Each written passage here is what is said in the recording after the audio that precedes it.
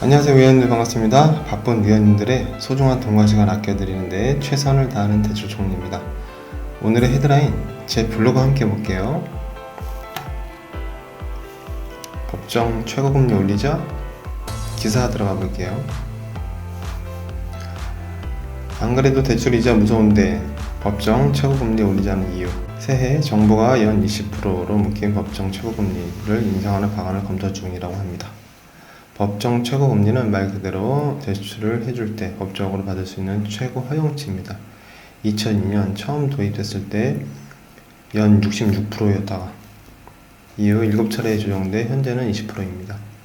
가장 마지막 인하된 것은 2021년 7월로 당시 24%에서 20%로 조정됐습니다.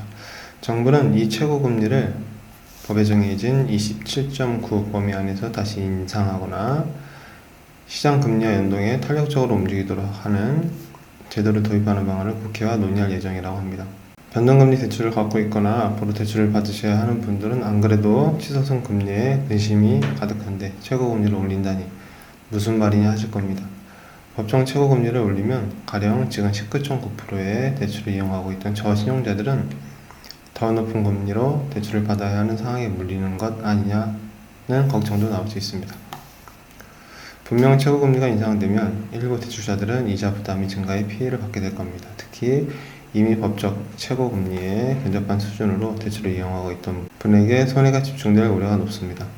그럼에도 최고금리 인상을 논의하자는 이유는 뭘까요? 대출이 절실한 저신용, 취약처주일수록 제도권 금융사에서 합법적으로 돈을 구할 수 있는 길이 좁아지고 있기 때문입니다.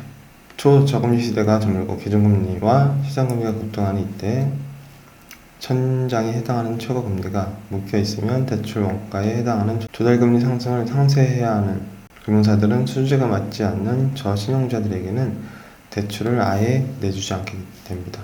누군가는 이를 금융사의 탐욕이라고 손가락질할 수도 있습니다.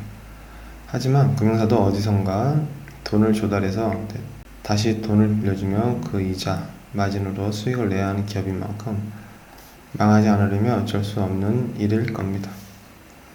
이럴 때 소득은 물론 담보로 맡길 자산도 적어 돈을 갚지 못할 위험이 높다 판단되는 취약계층부터 대출이 끊깁니다.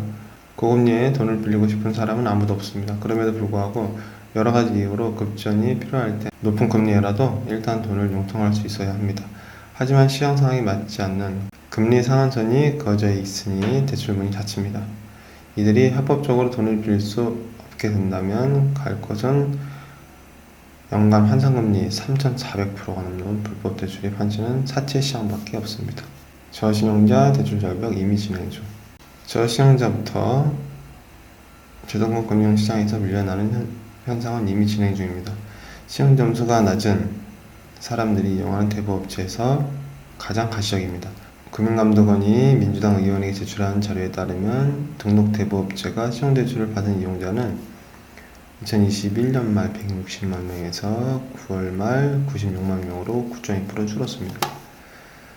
특히 신용점수대가 300점대 옛 9, 10등급으로 대부업체가 아니면 합법적으로 돈을 구하기 어려운 저신용자는 44만 명에서 37만 명으로 16%나 줄었습니다. 이 기간 대부업체 전체 신용대출 잔액도 8조 4,578억에서 8조 373억 원으로 5% 감소했습니다.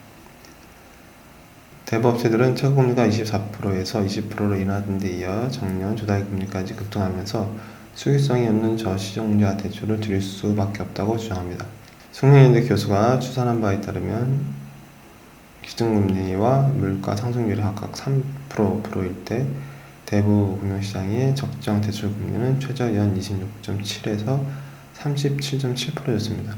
대출금리가 아무리 낮아도 26.7%는 돼야 대부업체가 자금 조달 비용, 부실 가능성 등을 고려해 저신용자에게 돈을 빌릴 수 있다는 얘기입니다.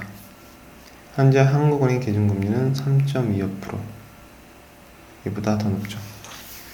못해도 26.7%는 받아야 하는데 연 20% 이상 받는 게 금지되어 있으니 아예 대출을 안 하겠다는 게 현재 대부업시장의 현실입니다.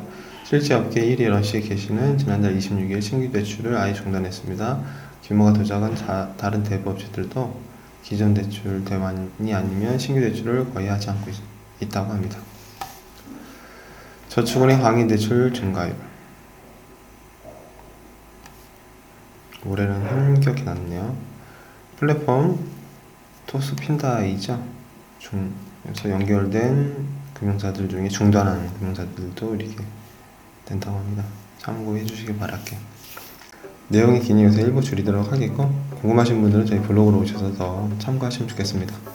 치솟는 고금리로 이 어려운 시장이 무슨 소리냐고 하실 텐데, 대학 교수가 그 이유와 설명을 잘 해준 것 같아요. 여기서 금리가 더 높아질까 고민하시는 분들은 어떻게 될까요? 방법이 있습니다. 본인의 신용등급을 열심히 올리셔서 더 낮은 이율로 전환될 수 있도록 노력하시면 되겠죠. 법정 최고금리에 대한 이슈를 담은 기사를 공유했습니다. 일단 간단히 헤드라인 마칠게요. 감사합니다. 다사다난했던 작년 한 해 정말 노고 많으셨고요. 올 한 해 좋은 일도로 풍성하고 항상 건강하고 행복한 올해 되었으면 좋겠습니다. 우리 연인들도 올해를 또 화끈하게 시작할게 화이팅 하겠습니다. 화이팅! 병은 의사에게, 약은 약사에게, 대출은 대출 총리, 국내 1호 대출 디자이너